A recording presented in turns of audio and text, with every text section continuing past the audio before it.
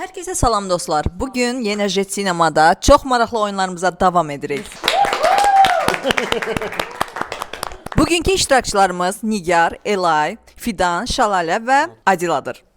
İndi isə oyunumuzun ilk sualını səsləndirirəm. Birinci sual. Son bir ayda işə heç gecikməmişəm. İkinci sualı səsləndirirəm. Son 2 ayda heç bir taskı gecikdirməmişəm. Üçüncü sual. Jetdə bir ildən çoxdur çalışıram. Dördüncü sual. İş performansıma görə bonus almışam. Beşinci sual. Azı 7 oyunda iştirak etmişəm. Fəxr edirəm. Altıncı sual. İşdən sonra qalıb işləmişəm.